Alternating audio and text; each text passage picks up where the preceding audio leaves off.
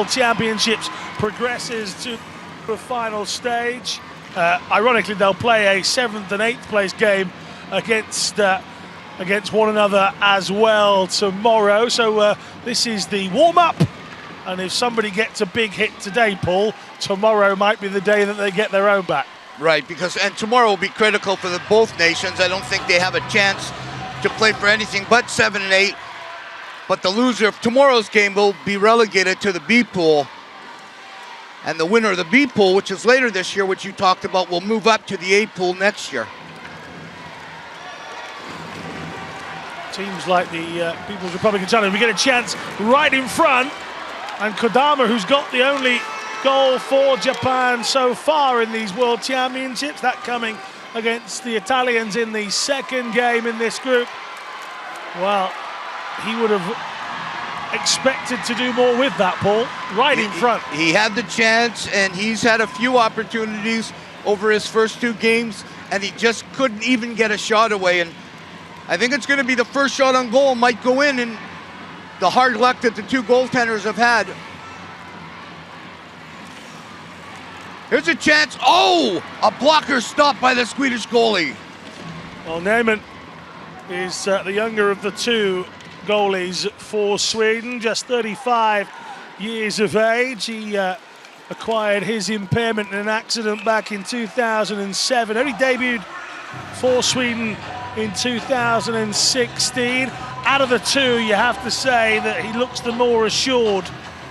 Yeah, you know what, Nielsen, I've got to say, I played against him for many years, and back in the day, he was one of the better goalies in the world. But age does catch up with you. Unfortunately, I know that. I retired at 50.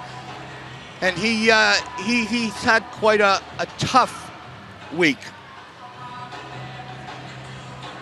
Well, he stood on the sidelines just in case there is an injury for Andres Neyman, but you wouldn't expect him to be a part of this one. Whether they'll split these world champs and play 2 and 2, who knows? We'll wait and see. Cross-ice pass into the path of Shiba, aged 47 himself. The average on this Japanese roster is 41. It is the oldest of the averages, Canada and America. As a shot comes off the shoulder. That was a big stop, Alan. Does he know that much about that? He raises his arm, yes, but I think majoritively it comes off the right shoulder. We might go look back at that a little later on. It's the best chance so far as we reach just over 12 minutes on the clock so far in this first period. I think the Japanese, if they watch Sweden's first 2 games, they're going to know to keep shooting, as the Swedes are going to do if they get an opportunity. They haven't had it in the Japanese end yet. A couple of nice checks to get us awake this morning. 9:30 local time, or 9:35 was puck drop local time this morning. And it was bright sunshine on the opening day of these World Championships. I can confirm it's done nothing but rain. Goals against these 2 sides, and rain outside as well. Yes, it has. It's been, although our walk from the hotel to the rink is not that far, definitely got a little wet the last couple of days, which is not terrible. I know back where I'm from in Toronto, it's like 2:30 in the morning. I have a few friends that got up to watch us and listen to you, Alan. They're definitely listening to you. If you want to leave a comment for us, by the way, then if you're watching on Facebook, you can do just that. Japanese are all around the Swedish net. Sweden has yet to get it into the Japanese zone. They're in the neutral zone for the first time as the Japanese captain picks up the puck. Now, interesting question coming in, asking us, and it's from Zach, who to begin with couldn't even hear us. So apologies if there was a slight delay with the commentary. Per Kaspari, who is the son, I believe, of the team manager Alan Kaspari, couldn't get away from Sweden, something to do with a work commitment. So for you guys out there wondering why Sweden have so few numbers, injuries one of them, and Pekka Spari, who is one of the better players and maybe more up-and-coming players in this roster, couldn't even get out of Sweden. Now chance on the break, cross-ice pass, nice play. And back again. This is lovely so far. Ooh. Can't get past the veteran. That was a real nice play, though, in the neutral zone. A good cross pass into the offensive zone, and a big stop by Fukushima. Both goals have been tested once, Alan, and they both come up with big shoulder stops. That's the best opportunity, not just for Sweden, Paul, but for either side so far, as we're inside the 10-minute mark. Again, if you're watching para ice hockey for the first time, a little drop back from Daniel Cederström there, then it's 15-minute periods, not 20.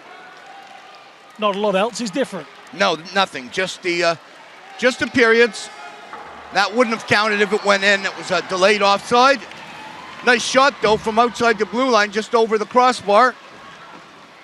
Good pace for this game. I didn't think we'd have the pace so far, with both teams being extremely tired from their first two games. And Sweden breaks out. I think he's going to get caught, though, Alan. Running out of space, he just dumps it and allows a change. 4-2. Just the one at that point. Siren, who hasn't had a great deal of time on the ice. This is Kumagai, 96, who's been unlucky in both games for Japan so far, not to be the player of the game. Around the net, there's an attempt and a little bit of a needle from both teams, as the goalie didn't like that. Well, it's blanks all around. Sweden nothing, Japan nothing.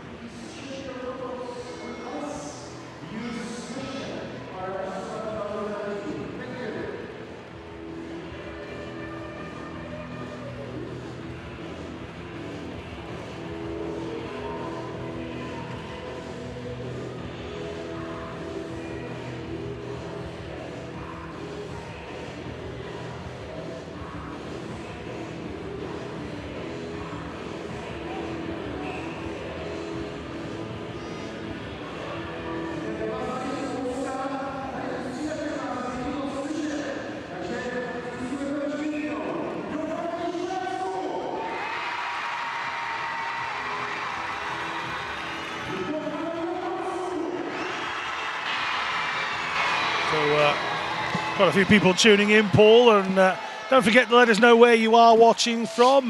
Dennis and Zach are both watching on. They were interested about Pekka Spari.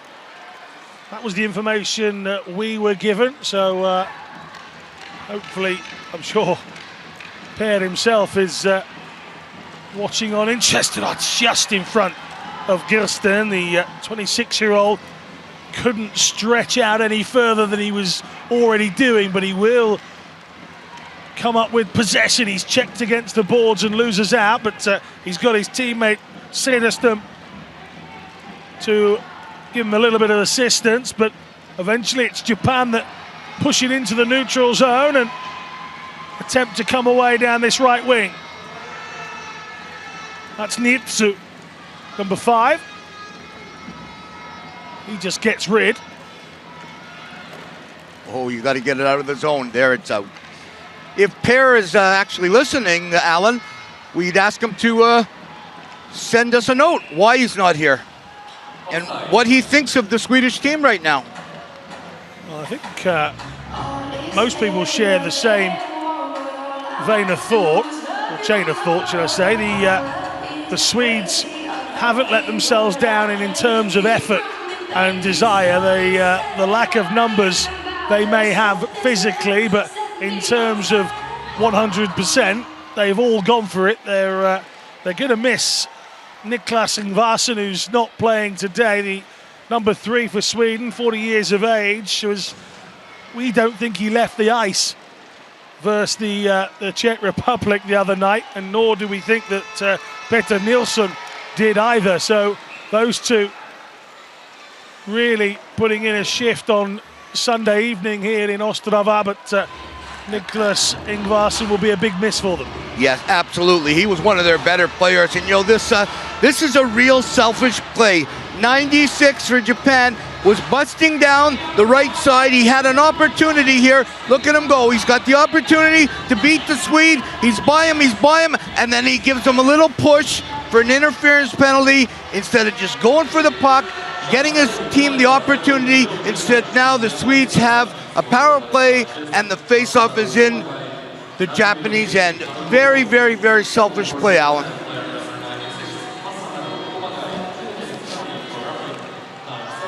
So roughing is the call. It's almost into the glove of the into the face mask of the Swedish player. Nilsson from just inside the blue line decides to have a go. Gilston just covering in behind, and Sweden pick up possession.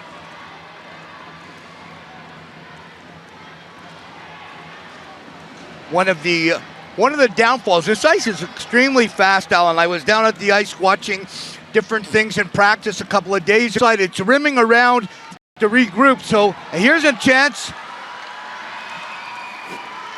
Hedberg loses it. Good defensive work by the Japanese, and it's not the first time we've said that for either of these two sides. Where they can, they've been strong. That's neat from Kodama. You see how the puck rims around that fast and it got out? This is fast ice. You have to be a little slower when you're throwing it in. Kodama going for the dump and self chase.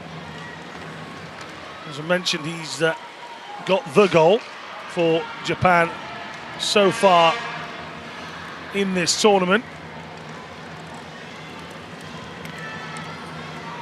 Sloppy power play, Alan. Yeah, made nothing of this whatsoever of Sweden. This might be the final chance with 15 seconds on it, and it could be. On that far side is Rakos, and his is a tame effort, which Fukushima will rightly just kill it and waste a few more seconds. So 6 seconds left of the power play. They've killed it neatly. And there's Hedberg looking up at the big screen. What he will see on the big screen is a whole host of kids with Swedish flags and Japanese flags, so they've done well. The organisers bringing in the crowds, not only bringing them in, but getting them involved. There's flags everywhere. Now, the organisers in this World Championship, they have to be given a really, really big round of applause. They've done a tremendous job, an absolutely tremendous job.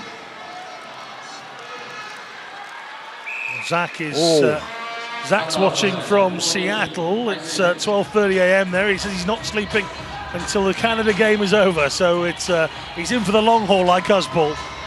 Well, have a good time sitting back and watching us, Zach. Hope you're loving the games as Alan and I are loving it. It's a little different commentating than playing, but I am so proud to be here in Ostrava. Hopefully we can find you some goals in this opening game. Paul's prediction over breakfast this morning was a 2-1 victory for Sweden.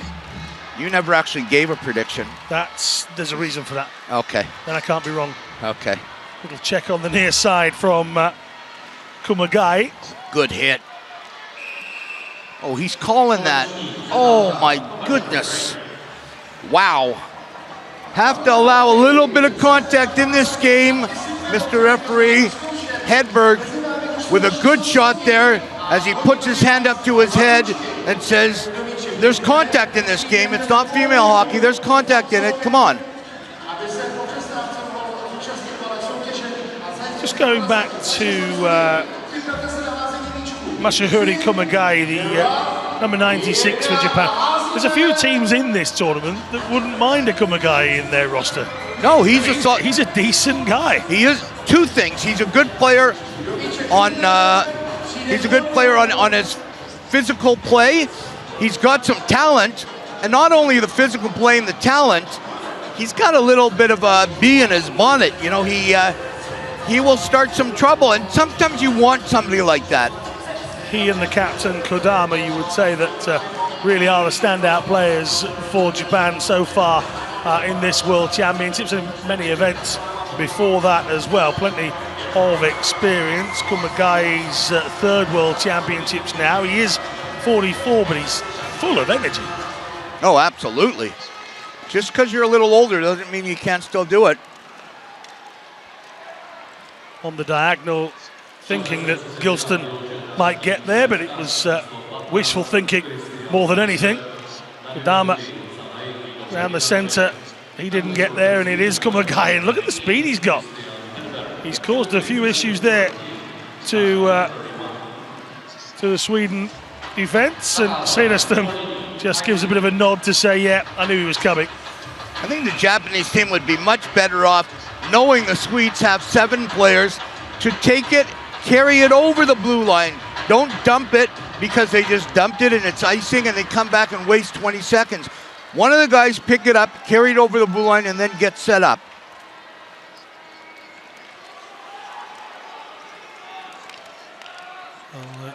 So far, with just under 4 minutes to go in the first period, I don't think anybody's making a best of DVD out of this game just yet. No, this is what you call a lazy power play. Wow. 1:10 left in it. The kill, if you like, hasn't got out of second gear because they haven't had to. Japan really not making the most of this, and there's a good hit there from Cederström, but Kodama picks it up on left ice from centre, from deep, oh, wide. Not sure by how much, but it was worth an effort. We've seen 1 or 2 slip through the glove of Neyman so far in this tournament, Paul, so it was worth having a go from there. You can't score if you don't shoot, so having that shot does not bother me whatsoever. Sudo's wide open. Sudo trying to create something that's sort of lobbed over the net and looking for Kodama again, and Kumagai again, just thinking a little bit differently to anybody else on the ice so far this morning. Yeah, I love the way the Swedes kill that penalty. You have 4 guys down low, and it's almost impossible to get it through on the shot because the puck's going to hit somebody unless they put it up in the top corner, and we haven't seen the Japanese do that yet this tournament. No, Sweden causing a lot of traffic in front of the crease this morning. And the power play is over, so the Sweden team have all 6 yellow jerseys on the ice, which is how you like it. Chance here at the near stick, but clawed away by Gilston on his belly, but still had the whereabouts to get rid. They are playing a perfect first period. This is the way you want to play this game.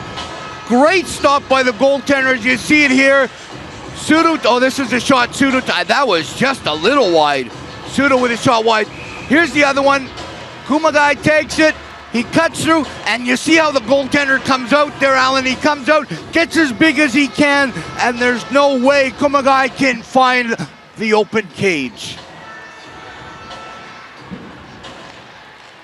Scoreline remains blank for both sides with less than 2 minutes to go of this first period. We're expecting a bumper crowd here, and schools being brought in throughout the course of the day is our understanding. So we broke a record on Saturday. If you were watching on Saturday, it was the biggest crowd throughout a day of any World Championship so far. This is neatly played across the crease, but good defensive work and reading of the game from Shioya.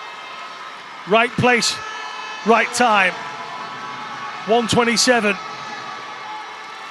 This is good as well. From defense to attack here from Shioya, the 30-year-old on the blue line, eventually dispossessed. I think if the Japanese keep this pressure up, at some point the Swedish team will crack. Here's a chance through the middle. Open man. Oh, nice. Well, nice idea. Just didn't have the speed to get on the end of that pass.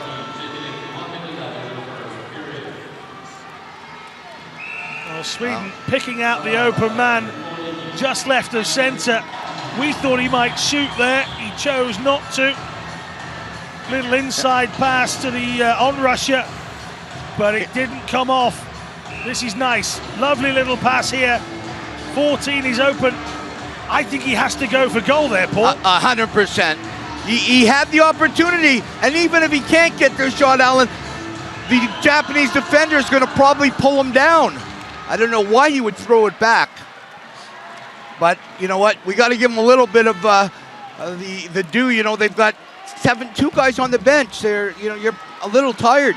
Yeah, Pedersen looked tired as it came to him, and Rakos just couldn't get anywhere near him when it was played across. So, as you say, third game syndrome, especially with so little numbers. The linesman, he almost ate the rubber there. Yeah, getting out of the way. Nobody wants a puck to the head at this time in the morning. Oh, chance for Sweden, out of nothing. Ooh. Just wide of the short side pipe. That would have been nice with less than 10 seconds left to take the lead. It looks like we're going to end this first period in a stalemate then. Sweden and Japan haven't knocked the dust off the nets this morning, as both goalies can probably count very easily the amount of shots that they've had to really work at. Neumann taking one in the upper arm in the early stages. Japan not pulling the trigger when they could have done from centre ice, right in front of the crease with the captain Kodama. Sweden, a couple of times on the break, you thought they might get something, but their tiredness is starting to show. Every time they look like they could go one-on-one, the defense catches them very quickly. It's like looking at a blank screen. Nothing for either side in this one. Keep your comments coming. Thank you very much to Maya, watching from Karlstad in Sweden. It says the team have come here like underdogs due to the lack of bodies. They've given everything, which is impressive. Hats off to the Vikings. Yeah, many people would agree with that. Paul.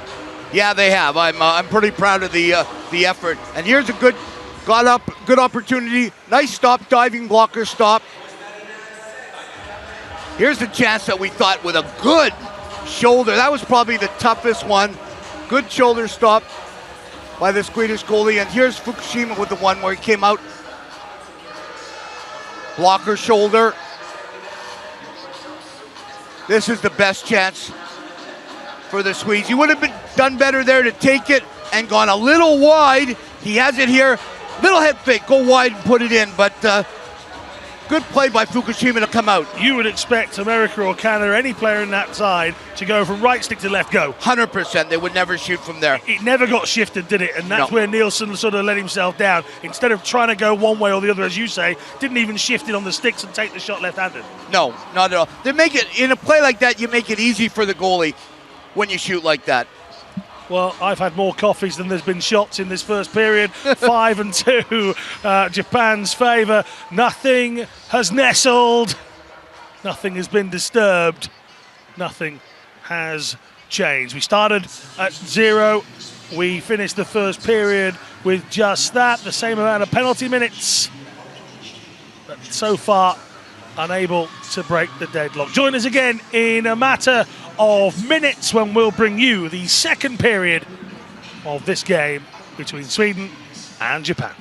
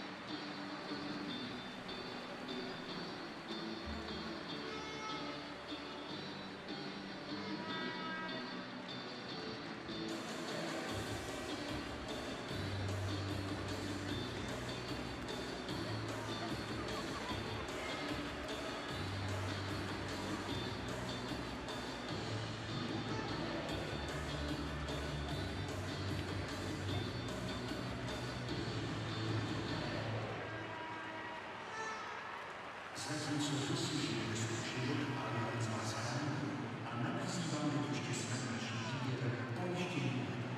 Můžete si vybrat základní balíček, více ochrany, anebo nabitý balíček pro váš maximální krát. Více se dozvíte na webu nebo v našich pobočkách. Allianz, žijte se.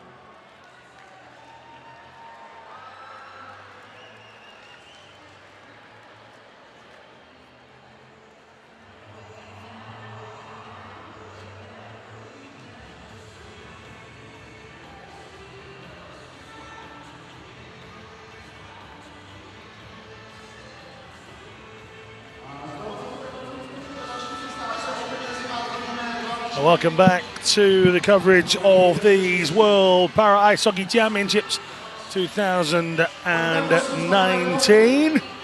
Alongside me, Paul Rosen. Paul, the first period didn't offer us anything in terms of a score line, but it did show us kind of what we already knew. These two sides are battlers. Yeah, they both are really. The Japanese, they came out and they have their same two players who are really with the best opportunities. Swedes with only two on the bench as opposed to the three that they had the last couple games, the healthy three they had. They played actually quite a smart period, and I think that's what they want to do. Knowing, Alan, these two teams are playing the relegation game tomorrow, there's no reason, you don't lose ever, but there's no reason to totally tire yourself out when you know you lose today, but you win tomorrow, you're staying in the A pool. You win tonight, you lose tomorrow, you're going to the B pool. For a few of these teams, how big or threat, should I think, he's probably the right word, how much of a threat are the emergence of the People's Republic of China, obviously getting ready themselves for the next Winter Games, and obviously the return of the Russian Federation as well? And the German team too. I think with the Germans, the Russians, and the Chinese, these two teams have some serious issues. And the issues are they're getting too old. They have to open up the grassroots programs. If you're watching in Sweden and if you're watching in Japan, get anybody you know who's got a disability from the waist down to get involved in this great game of para ice hockey. The numbers have to go up, otherwise you will not be in the 8 pool, and that's what you want. That's where you want to be. Well, there's the opinion of the gentleman alongside me that's been there, seen it, done it. He's wearing a t-shirt as well. Shinobu Fukushima has seen a lot of things in net for Japan over the years. The 54-year-old, 62-year-old. I was going to say he's done well this tournament. Wow. He's lost some years. He's lost 8. He's 62. He's retired twice. And Paul was having a chat with a couple of members of the Japanese staff the other day, the ones that remembered him from his time, and they were sort of saying, look, we're short of numbers. We just don't have any goalies, and we've had to say to him, look, do us a favour. We're at these World Championships. Come and keep net. Yeah, it's. I think this time will be the 3rd retirement, and I don't think he'll be coming out of the 3rd retirement. I think this is it. Going to get his pension in 3 years. Left wing, a little flustered, but Kumagai goes for a lofted effort, of which, if you are Andreas Neyman, you would not expect to have missed that. No, if you missed that one, I think it's time to take up another sport. Kumagai's had a lot of good play. He's impressed me.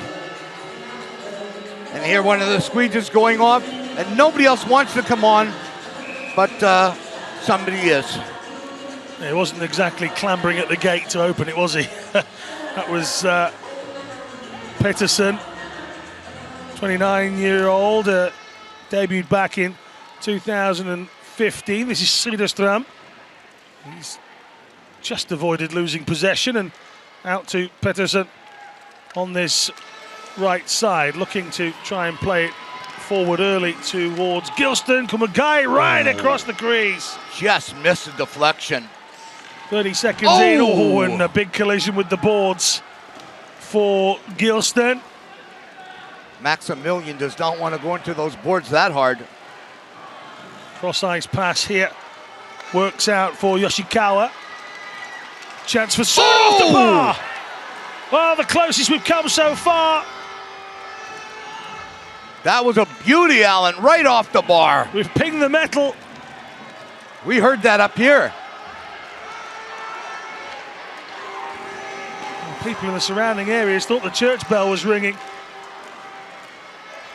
Wow, we heard that. You hear that? I heard it up here in our beautiful broadcast booth in our Ostrava. Kodama trying to play it across the crease, but plenty of bodies in the way, and they've given it straight away. Kumagai again. That's better, just shifting it right to left and back to the right. Yeah, don't just get the angle. Don't just shoot it. Move it around. Try to get a different opportunity, a different angle. Siren spinning and stretching, and Japan have got the upper hand here in the early stages of this second period. Kumagai again, onto the right again, spilled, and nearly pushed into his own net. The arm is raised by the referee, so something will happen in a second. Oh, not a goal though, it's off the outside of the net again. And one of the Japanese players staying down. I think that is Kumagai. I think he was just resting for a second. He had 2 shots in a matter of moments, and the 44-year-old. Yeah, he's had the bulk of the play. He's the guy that sort of said, boys, I'm taking you on my back. Climb on board for the ride, and I'm going to win this game for you. He's had a few really good opportunities. I would not be surprised if he's the one that makes it 1-0 on this power play. Daniel Söderström it is that goes into the penalty box. That's a bad time for Sweden because they're under pressure as it is. So they've lost the body as well. Kumagai seems okay. They'll keep it inside the blue line. Nice spin and pass to 24. Oh, that's deflected over the bar. Sudo with a real good shot. Yoshikawa pushes it out to this near side, but they'll give this away, Japan, and allow the Swedes to dump it up the ice. Marie is the mother of one of 2 active girls playing in Sweden. So she is watching as well. Speeding over the blue line comes Sudo. Sudo, that's neat, pulled back, chance, good save. Stayed big. The chance was for Kodama. A lot of traffic in front of Neyman's goal here, and it's eventually just pumped out. Smart play, absolutely smart play, but a real smart play by Sudo, number 24. I played against him for a few years. The kid is smart, real good defenseman. Took his time there, waited, threw it out front with a good opportunity. Offside. That's poor from Yoshikawa, 49-year-old. No awareness of what was happening on the other side of the ice. Drifted over the blue line, and actually all he's done is a favor for Sweden. Yeah, you can't go offside when you're on a power play, especially when you're now giving the Swedes a 30-second rest when you could be right on them. And, you know, the Swedish goalie has come up pretty big so far. That was a big pad stop, and he's playing well. He really has.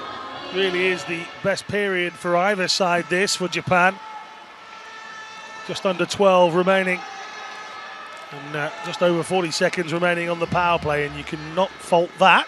Oh, any shot on the Japanese goalie could be trouble. That was a good try. Fukushima watched it well. A chance maybe for Shioya to put some pressure on this side, and again just dumped forward. Siren couldn't get it too far away, but good forechecking by the Swedes here. This is Rakos. He's got absolutely nobody in support. I think me and Paul were closer at one point. Absolutely, and you know, he's doing a great job. Just hold it on those boards, kill some time. Penalty's over. And that was a great kill by Sweden. An absolute incredible kill. They might be able to find the number 17 Sidestrom, who's just come out of the box. Fukushima just touches it away as Rakos is right in front of his net, but now again Japan with the potential to break away. Lovely right stick, left stick pass into the right wing. Good chase by Shioya. Nice this play. is neat. Oh, good blocking, using the sled, really clever. Oh, it leaks out. Sidestrom round the back of his own net, just got to get this away, and Sweden are under a sustained period of pressure here. That is a good hit though. Rakos chased it down, didn't allow Japan to settle on it, and Shioya is back there again as Japan restart. The Japanese have had a ton of pressure on the Swedes and just can't put it by the goaltender. Oh, he might have taken that in the body. I think Nielsen had managed to get himself just about upright. That could have really hurt. Yeah, the sled was coming at around about rib level. It's a little bit scrappy now. Possession, not really anyone's. And Japan look to Bill. That should be all awful. the way. That's terrible. That was an awful decision. I'm not really sure what Eiji Misawa thought he was going to get from that. 3 black jerseys on the other side of that blue line, and Misawa's just trundled into it. Nothing against nothing here in Group B.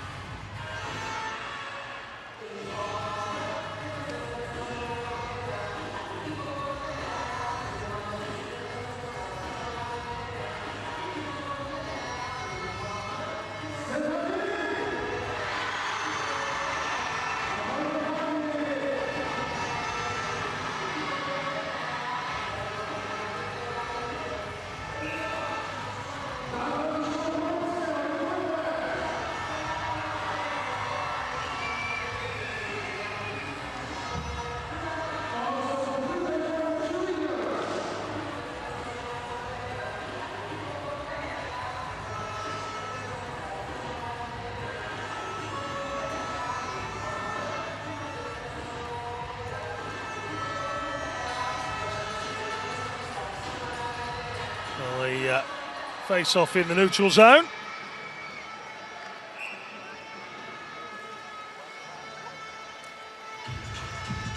Glove passed and brought back. Sweden have got to stop inviting the pressure here, haven't they?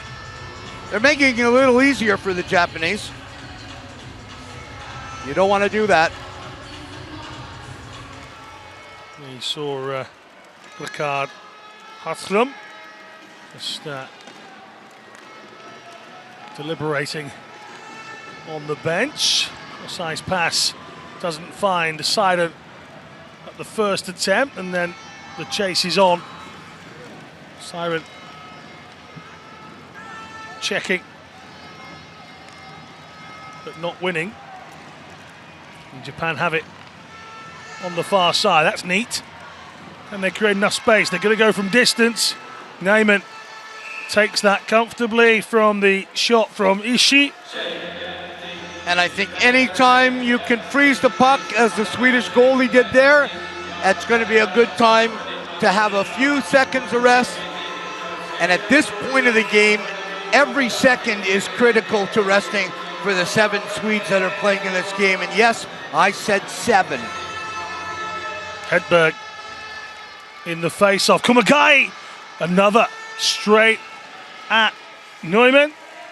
Made it easy there for Neumann. You get the open top corner on the blocker side.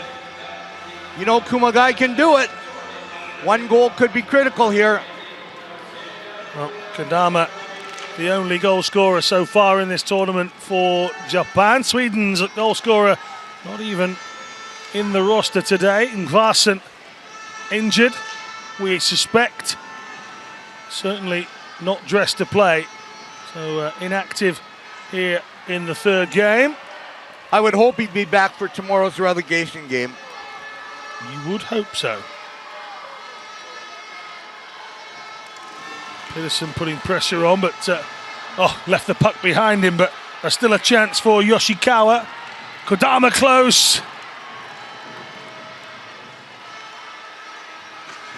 Big coming together for Hedberg.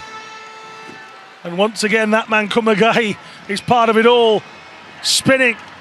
Kodama can't find it. And this will be the clearance. I thought he might just dump that. He took his time. Then he dumps it. Well, that's not the best of clearance from the Swedes. He's exhausted. I can see him coming. 17's exhausted. Cederström, like many of his teammates, I'm sure, trying to do what's best when it comes to conserving energy, not just winning the game. Come a guy from distance. Easy, easy, easy for Neyman.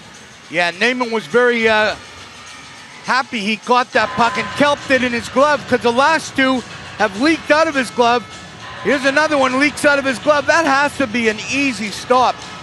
If that one leaked out by Kumagai, he holds it. He would have been in serious trouble on that one, giving an easy rebound. Got to make the easy stops.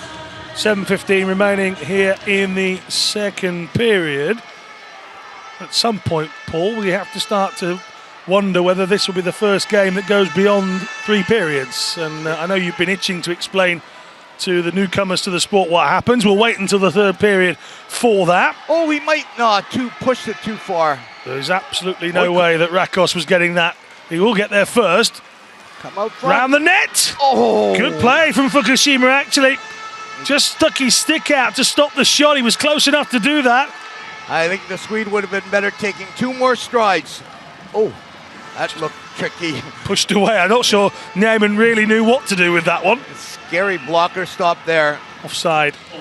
Call. Wow. The puck had just gone the other side of the blue line. It's interesting to watch without it being explosive. Yeah, he would have been better to take 1 or 2 more strides. 1 or 2 more strides, he might have made it harder for Fukushima to cut across. Good play from Fukushima. Let's give credit where credit's due there. He's watched that attacker come round the net and has realised he's so close. Do you know what? Instead of just sitting here and waiting, if I just reach out with my right arm here, I can actually take that off him. Absolutely. And he did. And it was a great play. Perhaps have a word with a few of his defenders and show him how he did that. Yeah, that might be smart for them. Pick that up in practice. Just waiting is Ishii. Oh.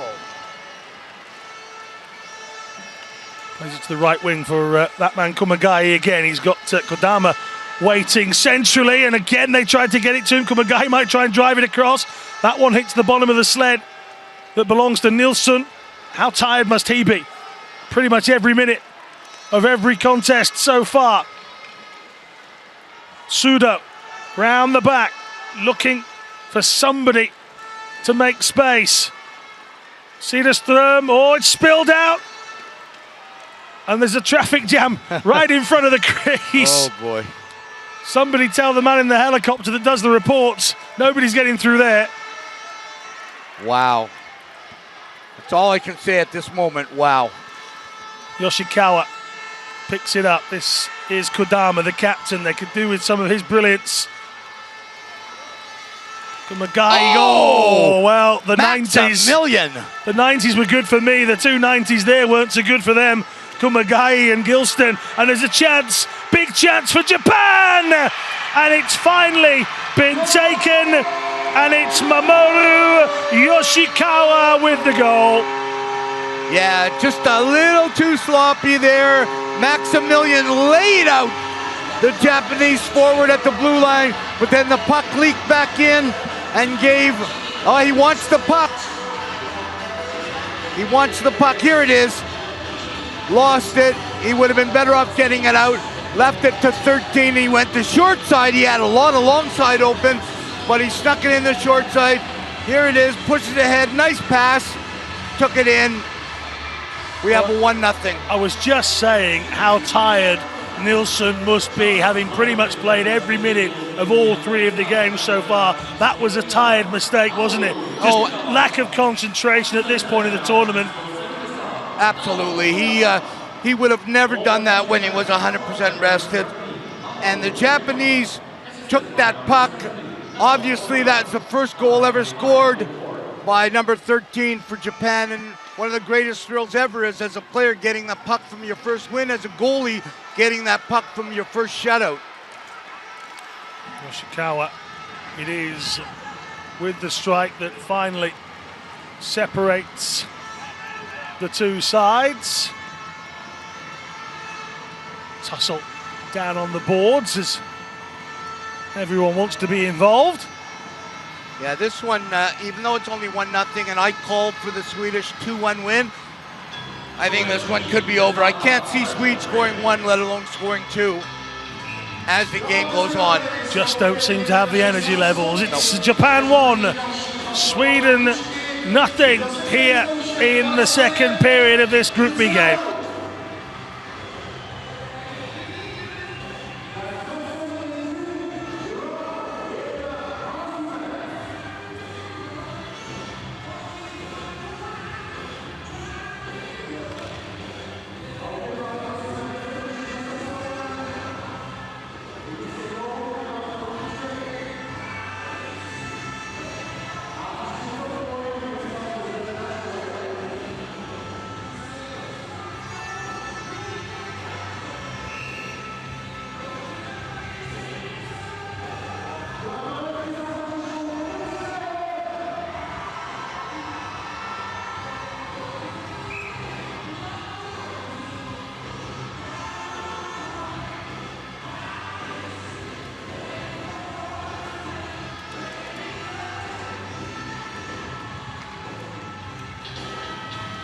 There, the Japanese players out on the ice. I sense that a few of them are much fresher and still full of, I won't say full, but still have a bit more energy than perhaps those in those bright yellow jerseys that belong to the Swedish team.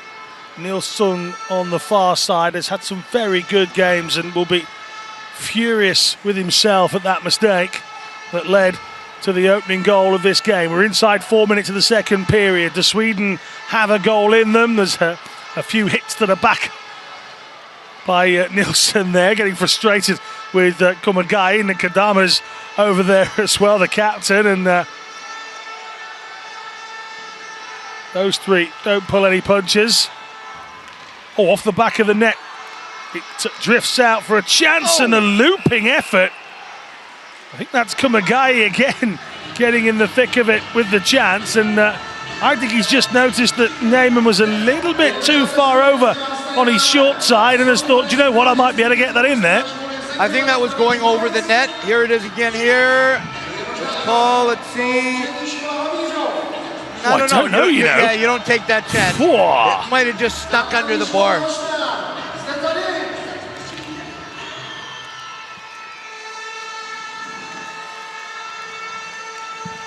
Hit from Nilsson stops the Japanese player Nitsu in his tracks.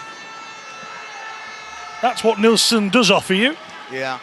I think as much as I love the contact in the game, the Swedes would be better off not taking another hit this game. It takes a ton of energy when you throw the body around.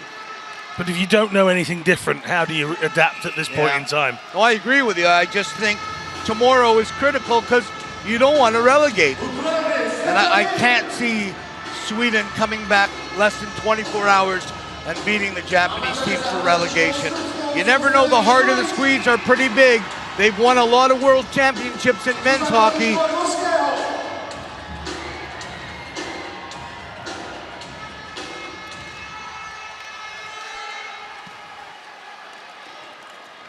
And Japan find another. There's a loose stick on the ice. That belongs to Ishii.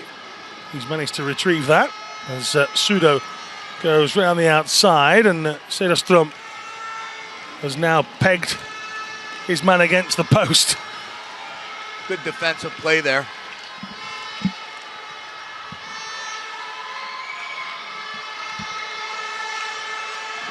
Japan again just dominating possession. That's a really poor initial pass, but Sudo has done well to help his team out, and that's straight towards Neyman.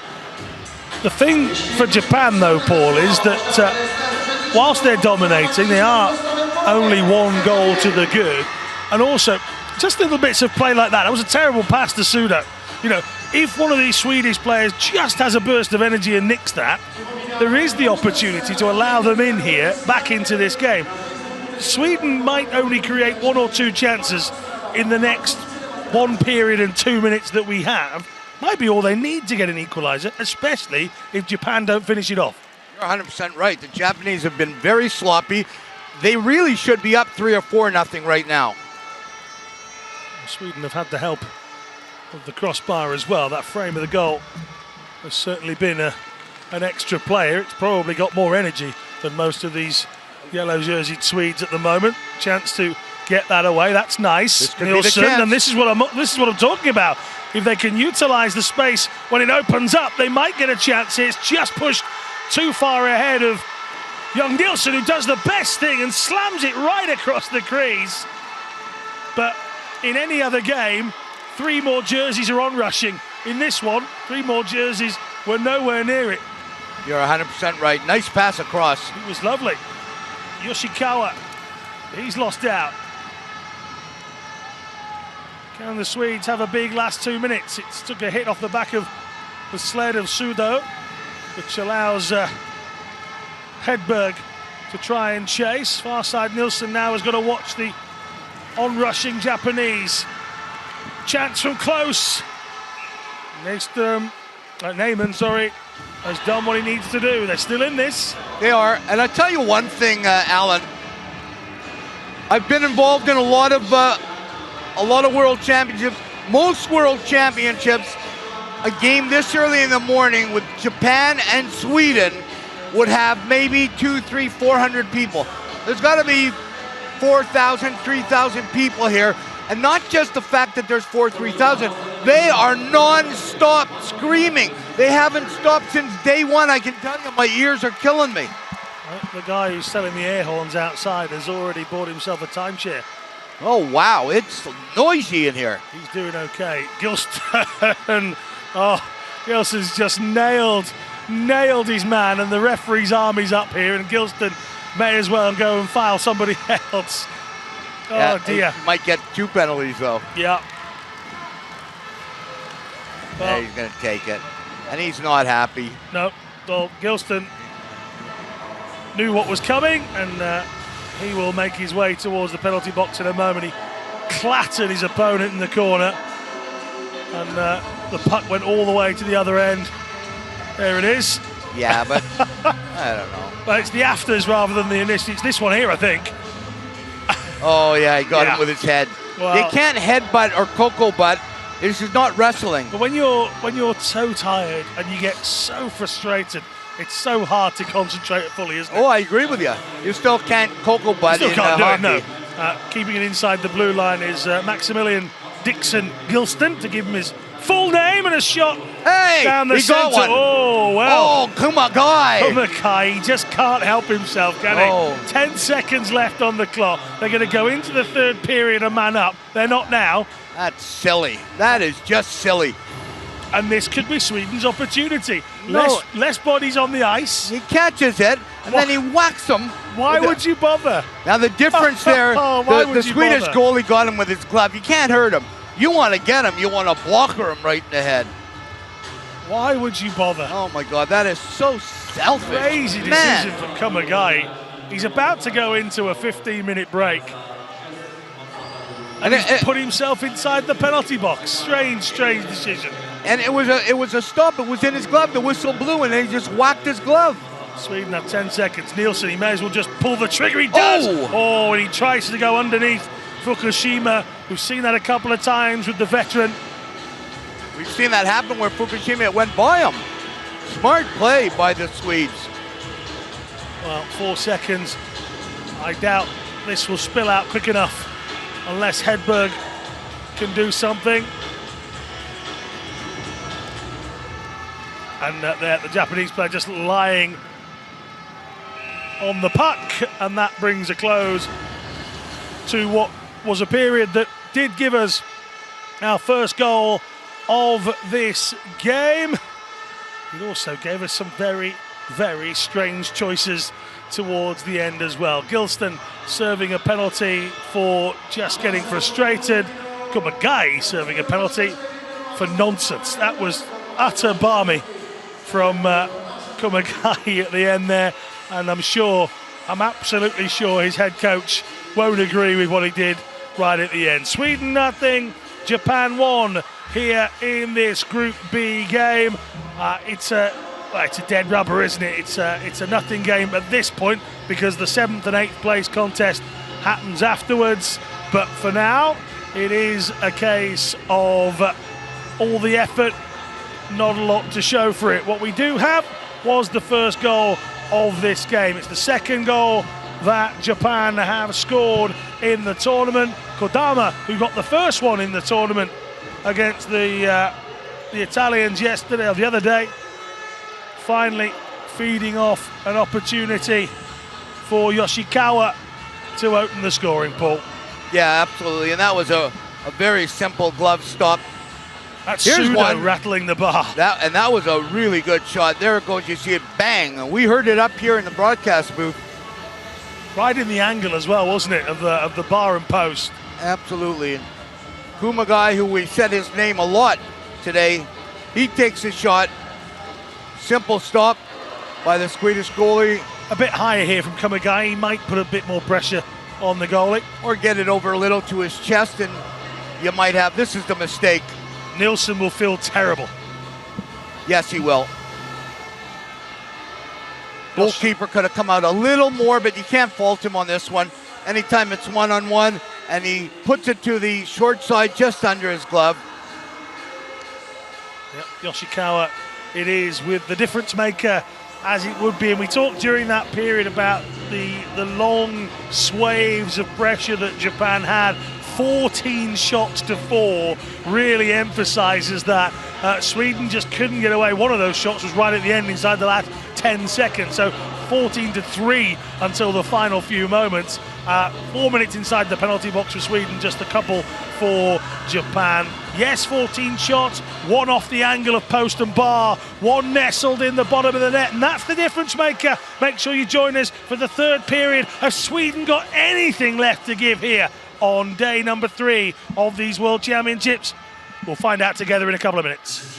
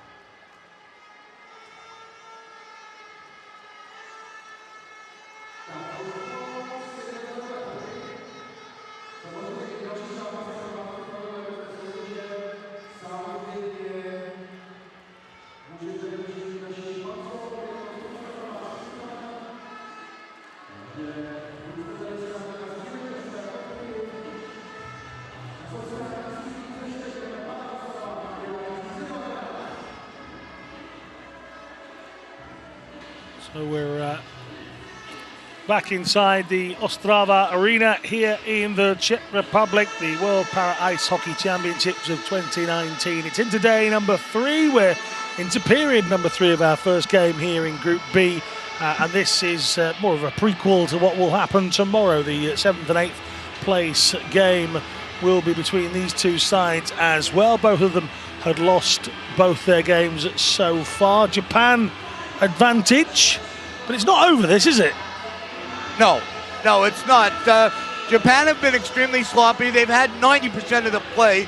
The problem is, like you said in the last period, Alan, the Swedes just need one chance. And I think the Japanese should tighten up, and if they tighten up, they can at least go into tomorrow's game with a little bit of momentum. You always want Mo on your side. I can guarantee you the Japanese coach is really upset with that play by Kumagai. There's no need to do that. He's a real good player. Man, it is extremely loud in this building. These kids are enjoying themselves. So both of these sides will start with a man in the box. Penalties all around towards the end. Gilston deciding to take his frustrations out on a couple of Japanese players. Went off like a loose cannon.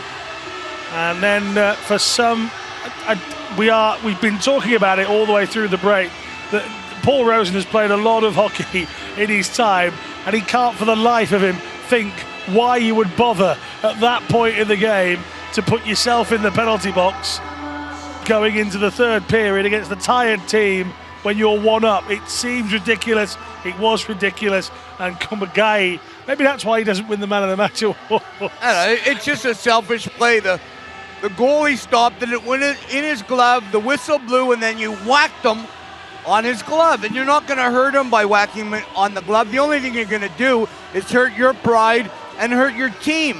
And maybe hurt the fact that your coach is going to be very upset with you. Well, Sweden at the moment heading towards being pointless.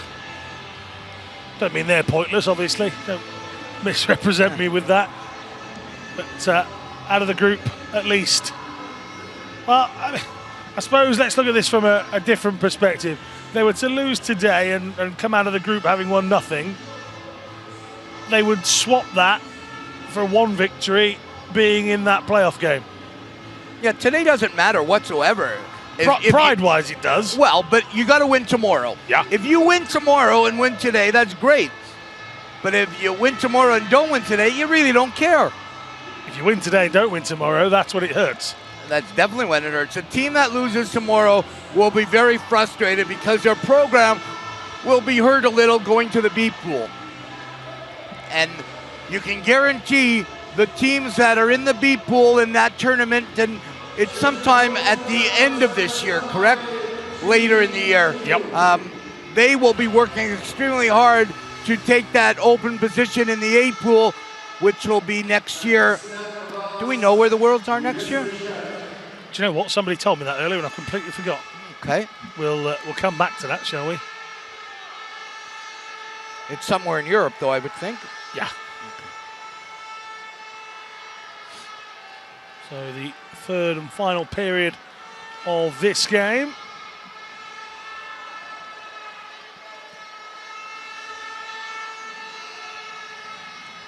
Is underway, and Sweden's small flock of players that have managed to stay the course and stay fit for this. He'd be better off coming amount up of now. Time of just needing to buy some time for themselves. Although 4-on-4 here, Paul, this is the opportunity that Sweden need. And there are going to be gaps here with both sides having a player in the box. This is the point you might fancy them, especially with Nilsson on the ice, to get one. Yeah, absolutely. And they had the opportunity a couple of seconds ago when Nilsson just slowed right down. Take the chance. If you can bust it up, take the chance off the boards. There you go. This might be a chance. Looking for the chase is Rakos, but that's found its way out to Masawa. Kodama, that was neat. Stays on side, so it's with Masawa on the left. The cross-ice pass doesn't find anybody until the goal scorer Yoshikawa picks it up. But again, it's all a bit scrappy as we approach 13.5 minutes left.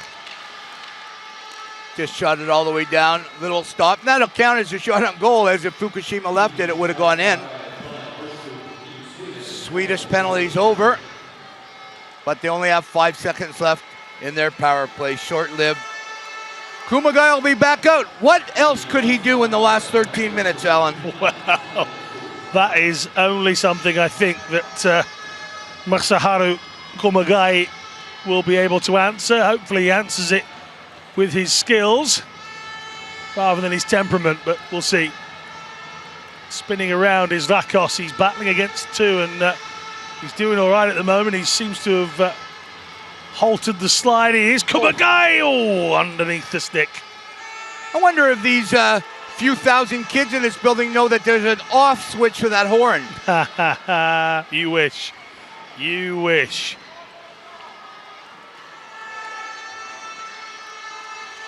Sweden down the right side. Rakos just inside his own blue line. Here goes, it might be. This is potentially the chance. Nilsson is pushing to get forward. He couldn't get there. And it's walloped away. There's a stick on the ice as well. Not sure who that belongs to. I feel so bad for him because he is just exhausted. Any other day he breaks free and he has a chance. There's nothing left in the gas tank.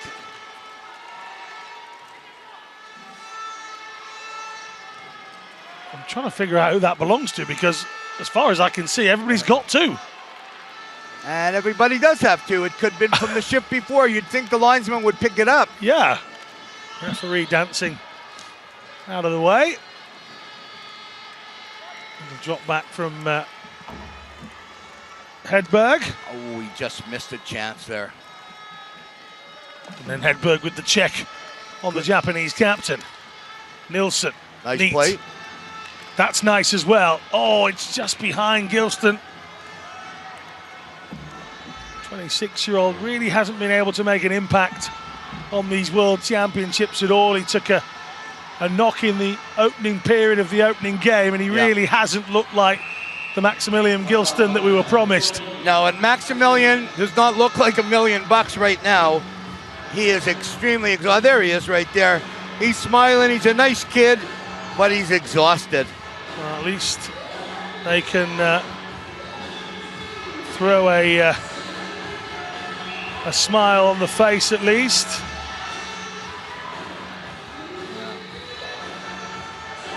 The only good point for them is that 7-8 relegation game will be at 1 o'clock tomorrow, so they can sleep in a little, maybe get a massage. Now all the way back with Masawa. 46-year-old still seems full of energy. Somehow Shiba kept himself on side there. He really wasn't watching much. Around the back of the net. It was all around. And he frees some space up. Chance at the near post. Shioya's shot.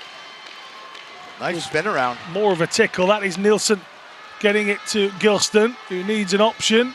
Otherwise he's going to get clattered, and that's exactly what happens in the end. And in fact, Japan have really pinned him in against the boards. But Hedberg, that's nice. Oh, it's just in front of Stefan Seiden. That was a chance. Will try and go around the back of the net. He's done so far. Pulls it into the front. Hedberg trying to get involved, and all of a sudden Sweden are putting on a threat. Yeah. Just one little bounce that didn't go their way. Here comes another chance if he turns. This is better, much better. Sinaström offside. On the far side, it's Stefan Seiden not concentrating again, and the bearded man from Sweden. You can't, sorry Alan, you just can't do that. You have so few chances.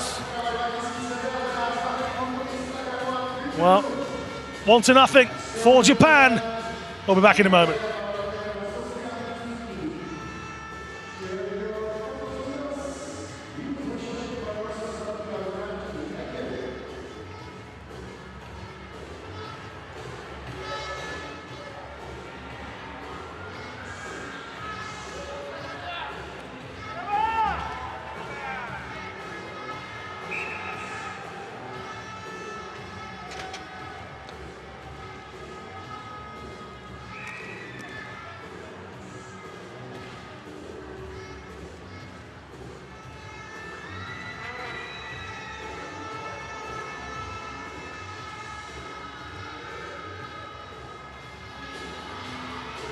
matter of seconds before puck drop here in the neutral zone.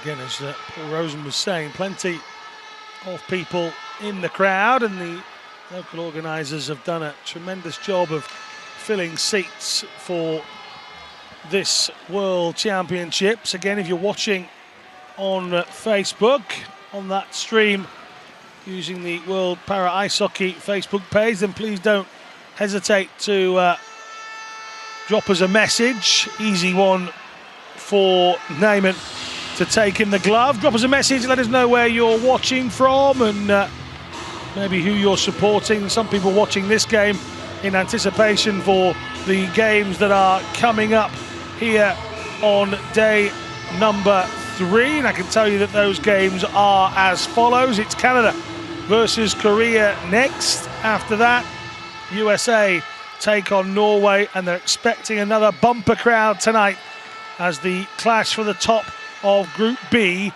comes down to the game between Italy and the host nation, the Czech Republic. Siren back on the ice. That's good play from Kumagai if he can chase it. Yeah, 2-on-1 potentially for Japan, and Nilsson has got himself trapped here.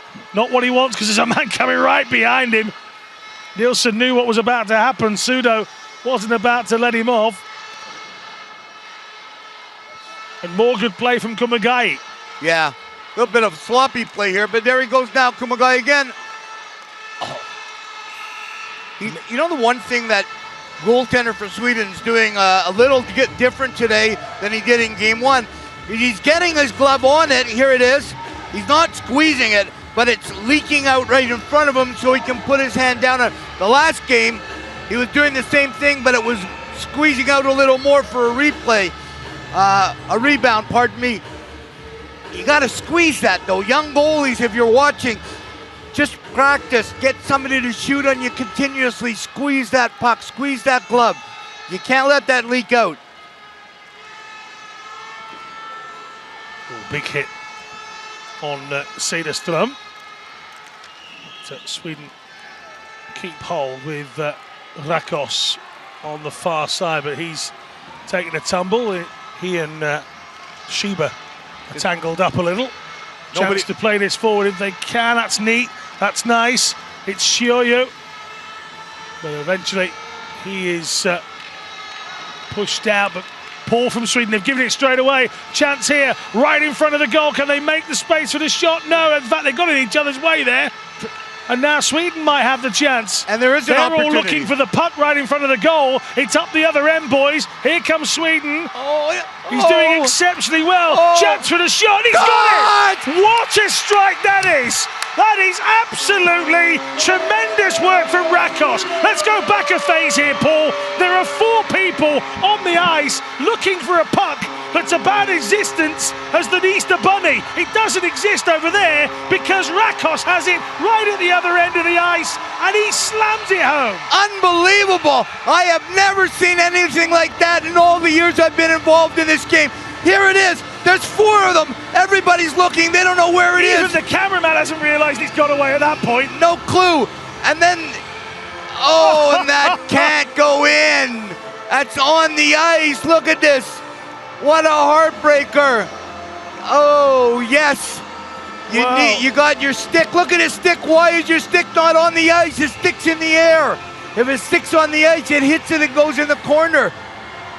What a big goal by the Swedes, and my 2-1 prediction could come through. You're back on the money. OT could come through. Wow, we were looking at that group of players, and I think maybe myself and Paul were the only ones that had realised, other than Rakos, that it had already come out. Oh, chance straight away. Kodama, this game's opened up. Good save. Good morning to wherever you are in the world. This one's just woken up. Wow, the excitement in this game. Nice stop. The Swedes have to tighten up here now. They've been given a shot of adrenaline. Well, we had 2 periods of meh. This third one has given us something more to talk about. Straight away, Japan at the other end. I tell you what, the captain won't be happy he's missed that. No, wow. And we're up in the broadcast booth going absolutely insane here. This is excitement, excitement, excitement. Oh, Japan have stepped it up again. Kumagai for an individual. No, what a tackle that is from Cederström. He's going to be penalised. He's coming for the check. Yeah, it's a good play though, because you just never know if he was going to come across and give him the open shot. So he tackles him. He basically did tackle him. Body tackle really was what I was going he just for. Grabbed him and spun him around and bear hug, whatever you want to call it. Not legal. Maybe he's took one look at you and thought you're Bill Goldberg, and he's decided to do some of his best WWE down there. Very possible. That was definitely illegal in any country you play the game in. In any game. Yeah. Now the Swedes have to kill this off. Big check from Cederström, but you can't just manhandle your man. Not like that anyway. He gloved it back. Officials have missed it, so this is a chance for Sudo. Gilston is on the ice. Kumagai from central over the bar. Oh, and the stick goes flying. Lost his stick here. Come back out. Forget about your forget stick. your stick. Oh, my word. Get back on the net. Look at the traffic in the goal. Has that gone in? No. Oh, the green light's on here. No, but the ref's sitting right on top. Surely not. It was on the back of the net. But what is the goalkeeper doing? Once you lose your glove, I know your stick, I know you're in trouble, but you can't just go to get your stick and leave the net empty. Yeah, he lost his stick. Forget about getting it. Oh my God. Look at the puck laying there. It's laying there. Well, this is turning into an exciting third period. There it is. That's the point where Neyman loses his stick. Hopefully we'll come back to a few more replays of that. I'll tell you what, this place has just woken up, and I think it's woken the Japanese up, to be fair, as well, Paul. They've been on the attack ever since the goal. Across the front. It just seems like a matter of time till they get one. Neyman's got to keep switched on here. Sudo wide of the right-hand post as we look at it. Behind the net again, Neyman's got to concentrate, gets his stick down. Good nice save. stop. Good play from Neyman, and they he cannot stops get it away. Kumagai is helping out. This is 25, that's Masawa. Well, they called it that time. The linesman called it that time. Me and Paul have been sort of laid back, relaxed, nothing game. Here's the replay. Now, no goal was given. I tell you what Rakos does, he's brilliant. Oh, he's lucky he didn't get called for putting his hand on it. Well, initially, Rakos makes a great decision. He's just scored the goal, and he might have just helped out to save one as well. Far side is Masawa. This game has just kicked into life. There is a penalty on Cederström. He's going to miss 2 minutes of this, and it's an exciting nice bit back of play. pass. Chance here for Japan. It's another pushed away. Kumagai is just sitting in the crease. Good play there. Get it out. Oh, Maximilian. It's good play from Gilston, and he's Maximilian's upset there. You don't use your stick that much, Maxi. This might squirm out to Kumagai. Chance on the left. Just pushed away. Nielsen needs some assistance. He got it past the blue line, and that is excellent work. That'll kill it. It's all over. 2 minutes just being penned in. Look in the last 5 minutes of the third. Inside the final 5 then. A game that has burst into life in this third period. All of a sudden, both teams have got some energy from somewhere. It was rather pedestrian at times. Kumagai again round the outside. Cederström back from the box. He won't mind checking again. What they don't want is to be penalised again in the latter stages. Oh, that was spurned away. And unlucky for Stefan Seiden, he was looking the wrong way. And as we saw with that Swedish goal, any shot on goal is a tricky shot. Cederström and Rakos just watching to see where Sudo goes. Kumagai takes it round the outside. He'll go around the back of the net here. Neyman concentrating. Rakos has it. He's fallen. We'll need a bit of time to get it away, and Rakos is desperately trying to outreach it. And Neyman is there again. Has he got it? The referee standing on top of the net almost. It's come open. around the back. Neyman needs to scramble across his line. He does that as it's cleared away on this near side. This is Nilsson once again. Nice pass over. Hits the sled Good block. Just ice it. Cedarstrom, and There you go. Cedarstrom is just throwing himself in front of everything at the moment. 3:40 left on the clock. To everybody again watching on that Facebook page, World Para Ice Hockey have even tweeted, said, this is superb, we're hooked. Can anybody steal the win? Well, that is a huge, huge question. 3:38 on the clock. Paul, who's taking this? Because all of a sudden, from the Sweden goal, Japan are attack. Yeah, Sweden's only had that one shot that went in. Japan's been all over him, but what the Swedes are doing, that's great, Alan, is they're blocking up the front of the net in the house area, and everything is hitting a Swedish defenseman. They get almost impossible to get through. Zach they got says, 3 minutes and change to Zach do it. says this is better to wake up to than coffee. Well, it certainly has woke us up in this third period. Wow, excitement. We thought this was just going to be a gentle opener to the day. How wrong we've proved in the third period. Chance now for Shioya. Right across, flicked into the air by Neyman. Rakos, he needs to get that away. He's held on to it, and he's had it robbed from him. Japan can't find space to move the puck to somebody that can shoot.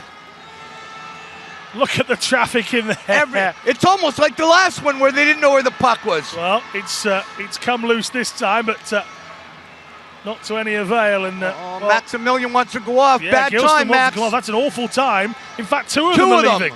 Whoa. Talk about leaving yourself short-handed intentionally. Oh, smashing into the board. That was Cedarstrom, who's really had a big game for Sweden. He's had to cover for Ingvarsson in his defensive duties. He's been their best player by far.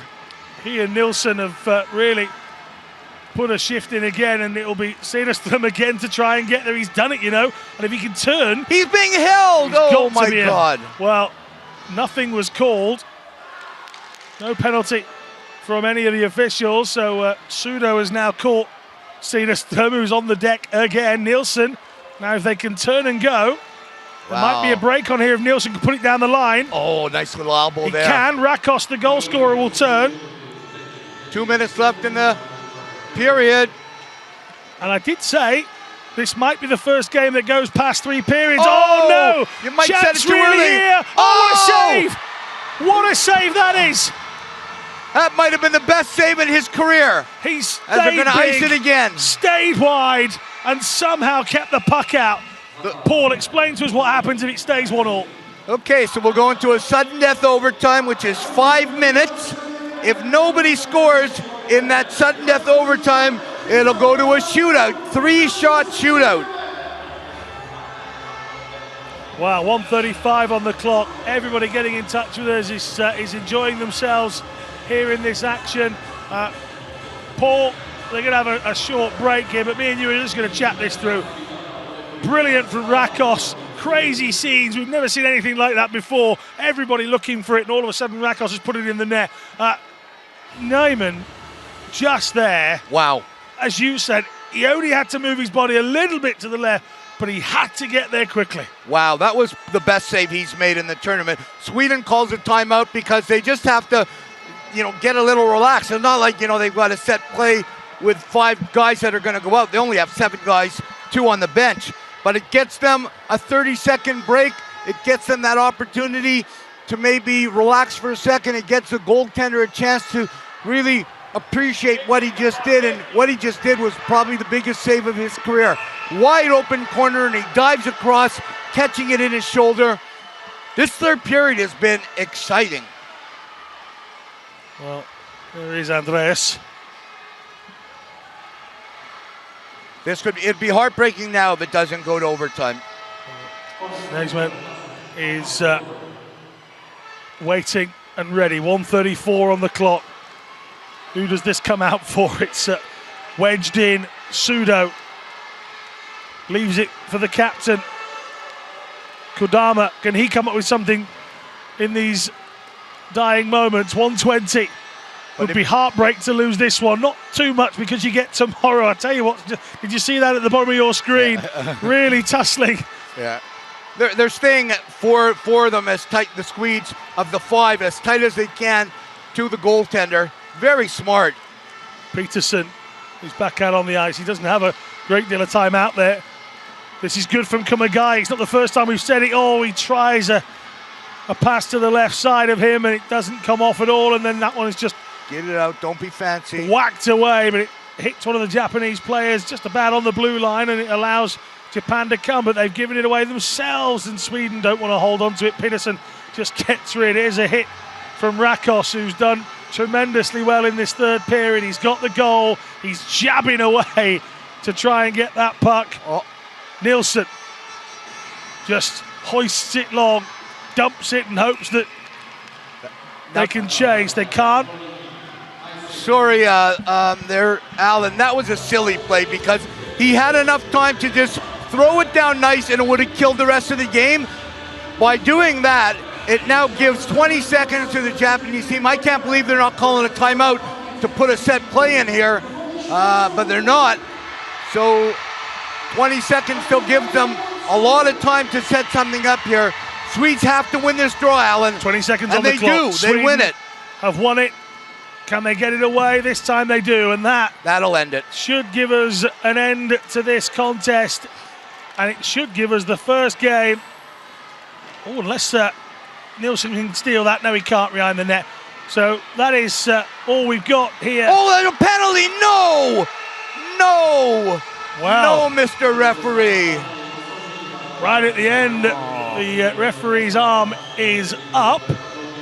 No. No. As we look at that,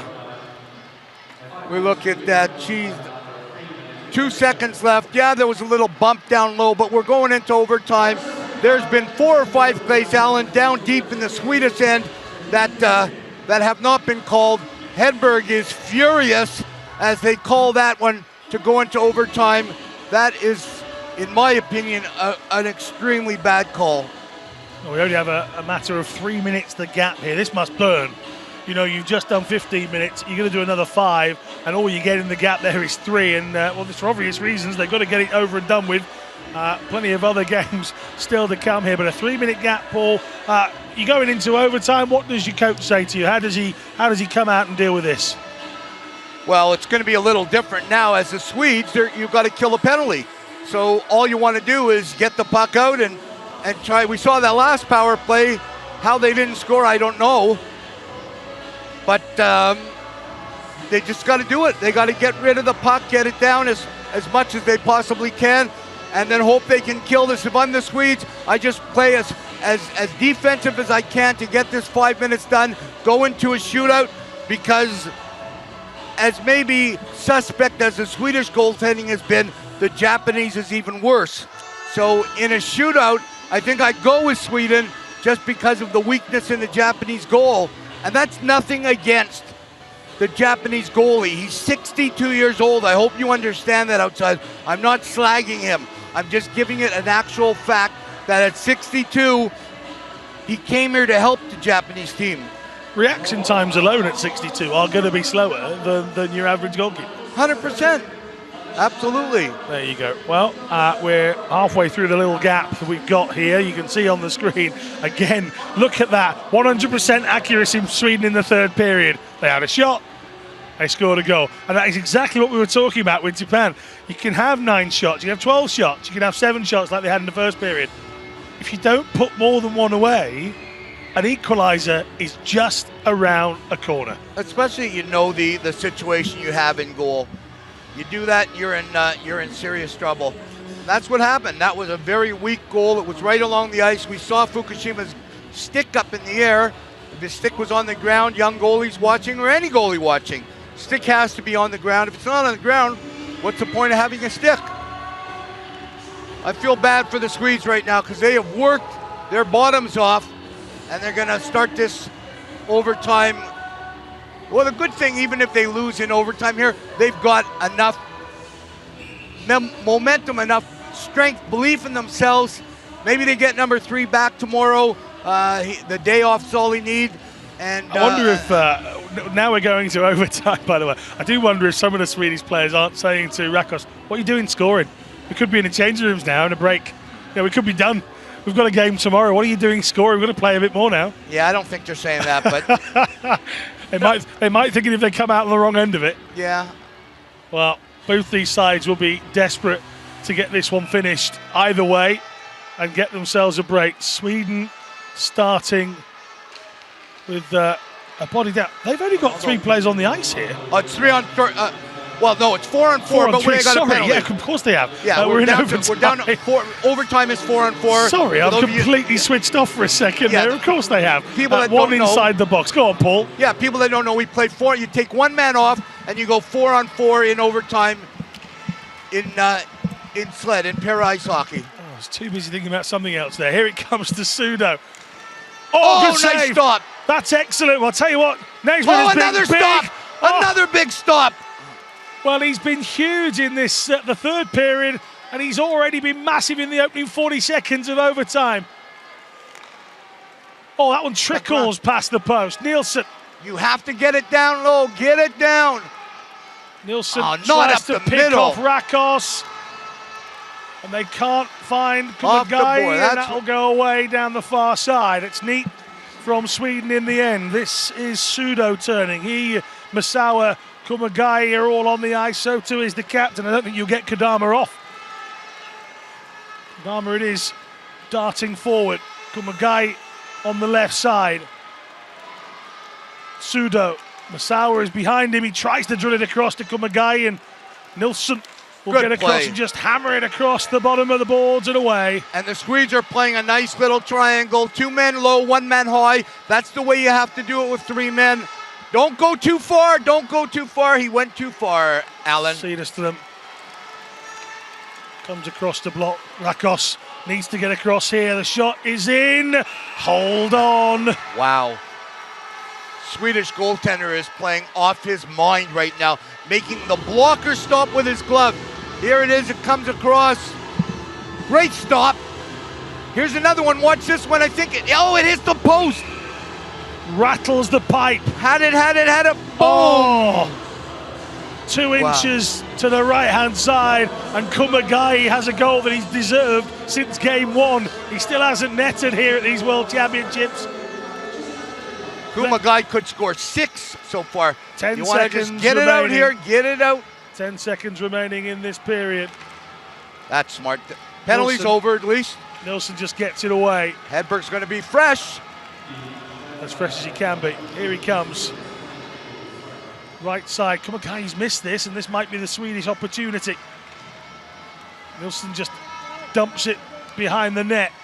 Rakos is chasing. Hedberg's quite high as well, and Hedberg will halt Kodama, the captain, but Kodama has found Kumagai. Kumagai crosses the blue line with intent, but he's held up by Rakos, who really, I think, may have earned himself the player of the game for Sweden. And they're just trying to get the puck out of the zone, Alan. Not do Gilston's anything. on as well now. Cederström across there to block the movement of Masawa.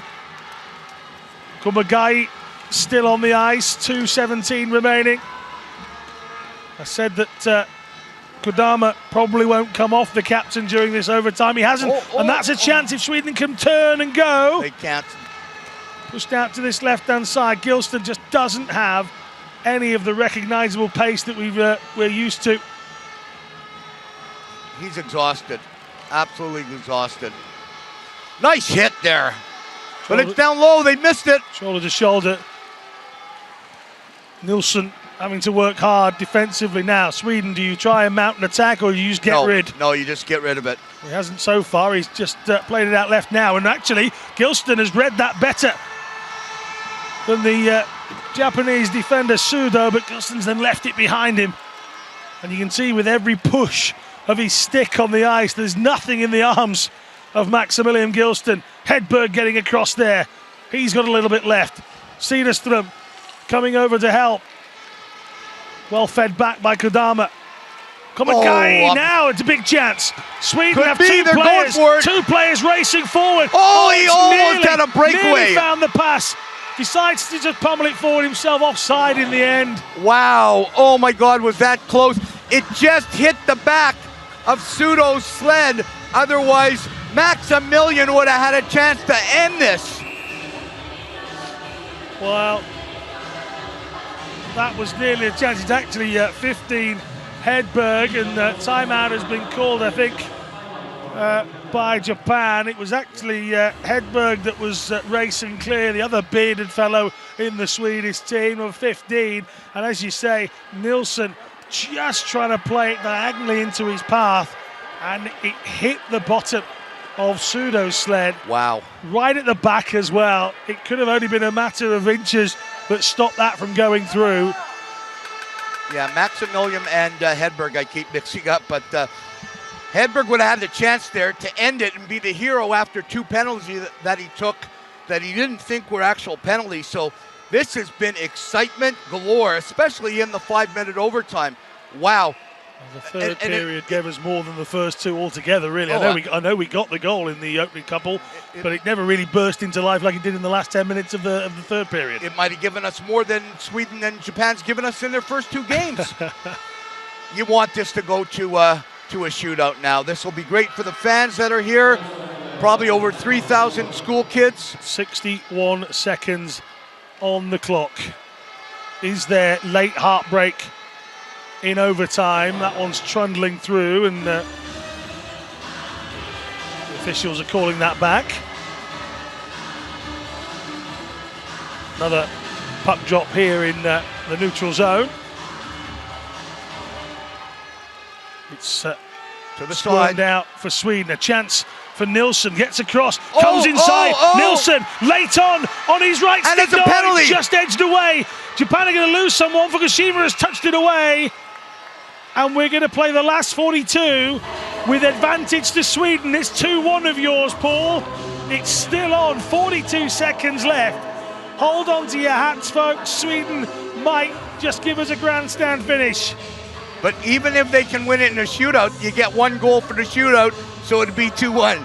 So as long as Sweden wins now, I called it right, which anybody that knows me knows, anything I call, go the other way. Well, at the moment, Japan would love the opportunity of 1 more attack here with 42 seconds. Nobody wants to play another 42 minutes of this. Away we go then. Less than 40 Don't let seconds. him go. Japan are breaking over the defensive blue line. Kumagai round the outside to the left. Can he get room for a shot? He's got Misawa inside.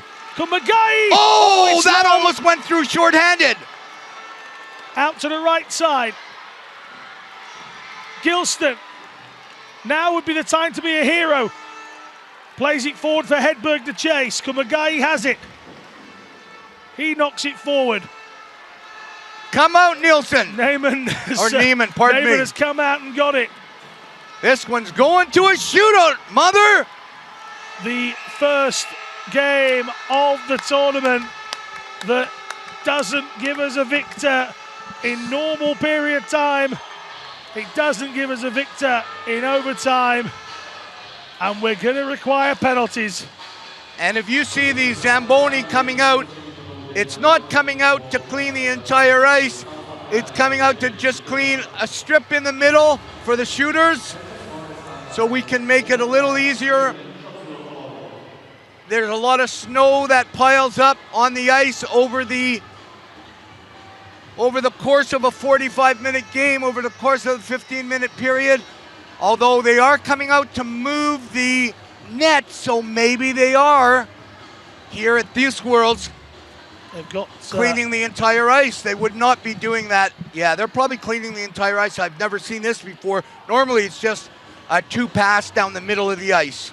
Well, they've got 3 minutes on the clock, but the clock hasn't actually been started yet, so the guys are they're getting a bit of an additional break here, unless the person who's meant to press the button to start the clock in the venue has just forgotten. But well, the Japanese coach is trying to get the officials' attention, so I think there's a little confusion. The Zamboni is on. It's only a dry skate though. As you look, if you can see, it's not being a total ice clean. It's a dry scrape, so they are just, I think, going up the middle. Now, the Kojo, the coach of the Japanese team, is asking the referee if it's 3 or 5. They switch it sometimes. Every time I played, it was 3 shots. I'm wondering if it's going to be 3 or they're changing it to 5. I know the men's have changed it to 5. I guess we'll only find out when we see the players coming.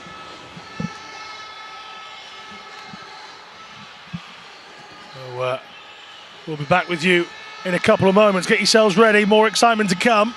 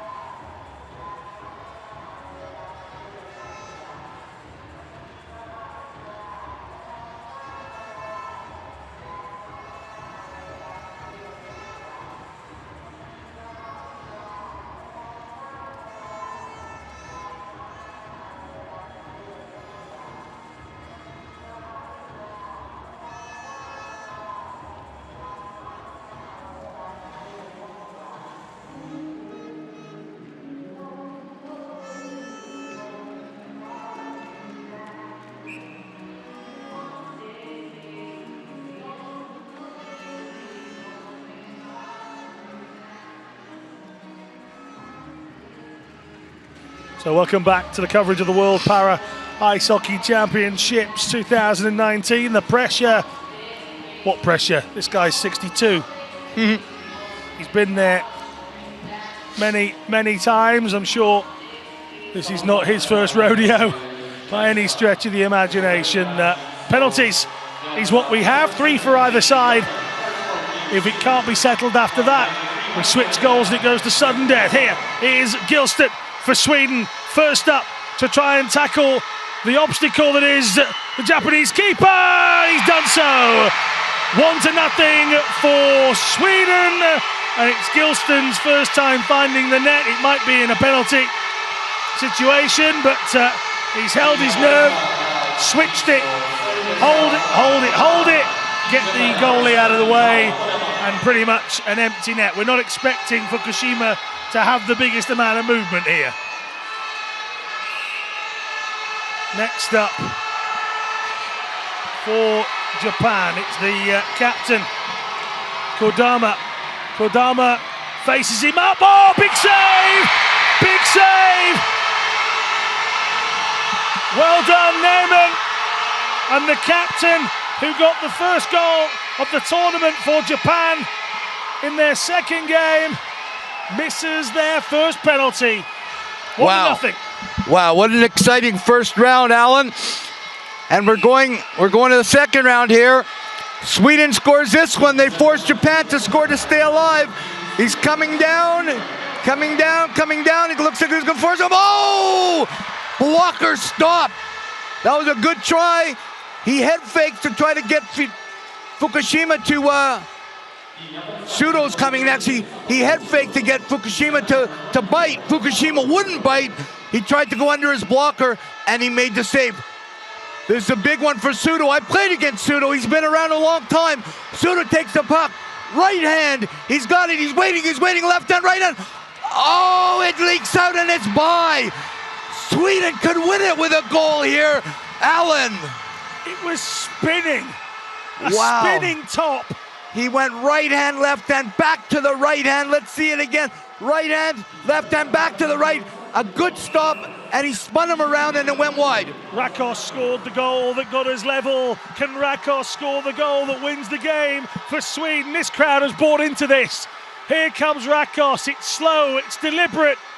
It's in! And well, Niklas Rakos didn't build up a head of steam at all in that penalty. He has just meandered towards the goal. Got there, and eventually it's like we were watching that in slow motion. He's gone round Fukushima, and we'll show you the celebration in a minute. Look at that, he's just held his nerve, and slides it in. Paul Rosen, I don't think you meant on penalties, but you did say Sweden would win 2-1. Yeah, at breakfast this morning I said Sweden 2-1. I didn't say penalties, but I knew if it got to penalties, Sweden would win it, because Fukushima is just too tired. The second goal, the second shot, he made the stop, but I think he made the stop because the Swedish player tried something different. He tried the shot, beat him on the blocker. All you got to do with Fukushima is head fake, go around to his glove side, leak it in the glove side, because he just can't move. He's 62. Come on, man. The guy is doing his best. I tell anybody who's 62, come out here and play this game at the World Championship level. This guy deserves a pat on the back, but wow. There's the celebrations, by the way. Absolutely mobbed him. Well, we said this a bit during the commentary, Paul. If you win this one, it just means you got to win in the group stages. It's tomorrow that they'll want to win. We'll give you the man of the match in a moment. Patrick Bailey says, hey guys, can I get the sack for watching para ice hockey at work? Nah, just show everybody else. It's fine. Don't worry about it. The player of the game has been given to it's Nilsson. You know what, whatever, but Rakov scored the only goal in the game, and then he scored the winner in the shootout. I don't know. I think he deserves that for the 3 games he's played. He never left the ice again here today. Yeah, you're right. You know, he's one of the youngest on the Swedish roster, if not the youngest. He's only 25, but he seems to be enjoying it. Debuted back in 2014, and you need a bit of youth, certainly for the energy levels, and he brought it to the team. On the other side, it's been given to Yoshikawa, who did get the goal for Japan today. He gets the acknowledgement of his teammates, but they're a little deflated, and it's advantage Sweden for tomorrow, isn't it? It is, and you know what? The one great thing that could happen out of this, and the kid did play 15 minutes times 3 games. That's unbelievable. But this could be for tomorrow, for you Swedish kids out there who are disabled. Watch this game tomorrow at 1 o'clock our time here in the Czech Republic, and get yourself on a sled, because this Swedish team with 7 players, look what they did. If we get 4, 5, 6 more players to play at this level, this team could be back to where it was in the 90s. It needs a bigger roster. There's no doubt about that at all. And we're going to hear the national anthem of Sweden momentarily.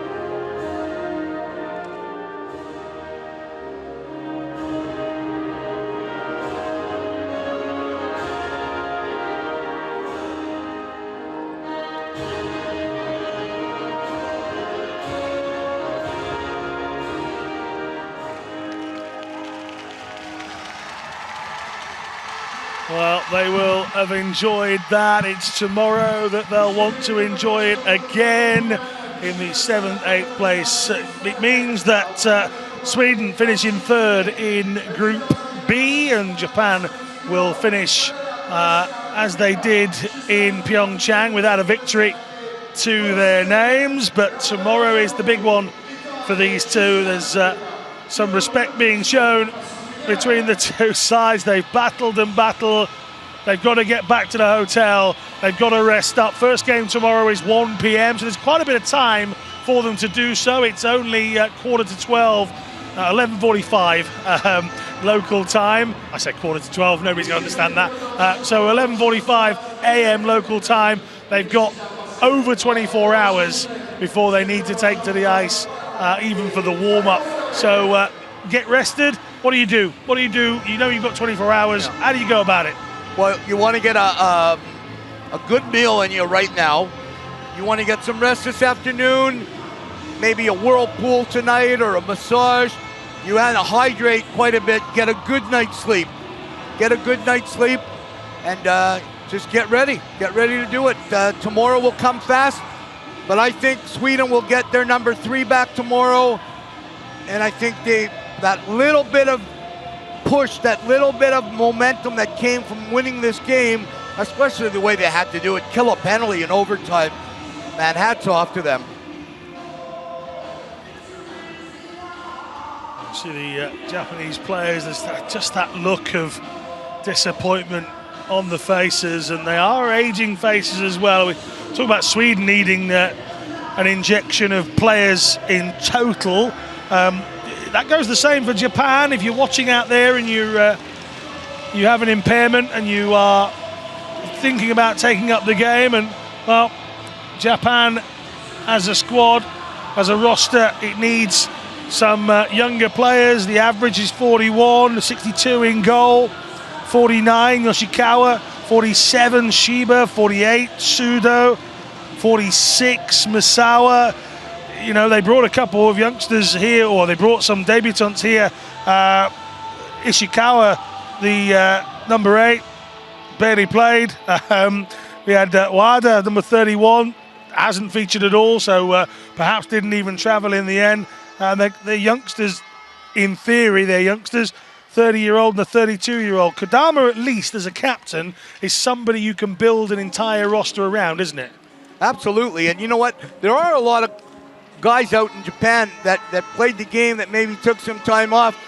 I would think with a nation as big as Japan is, with the disability community there, they have to field a better, a more competitive team. I just don't get it right now. This is Yoshikawa with the opening goal of the game. It was good work from Kodama. I think Nielsen, despite getting the Player of the Game award, will be frustrated as heck. This is the moment. It's low. Yeah. It's not exactly a rocket, but Rakos won't care one iota. Now the problem is the stick. Look at his stick. His stick is up in the air. If his stick's on the ground, it stops it without a problem. Stick up in the air, you can't put your glove down there, Alan. Stick down and you got it. Big saves from Naismith, and that one rattling the bottom of the post. I mean, that one was still ringing about 10 minutes later from Kumagai. Yeah, and it was less than a minute left in the game. Here are the penalties then. Gilston did the right thing. He committed Fukushima, and the veteran just couldn't get across. Great play. Forcing him, putting under his glove. Really, really good play. Well, they went on and Rakos scored the winner. So it's a first W in the column for Sweden. They take this one by 2-1 over Japan. They'll do it all again tomorrow. Italy and the Czech Republic got to sort themselves out this evening. That's the big one. They're expecting a huge, and I mean huge, crowd for a para ice hockey match at a World Championships here tonight inside the Ostrava arena. There's just a matter of 2 small Group A games to get through first. Join us again at 1 p.m. local time. From myself and Paul, goodbye.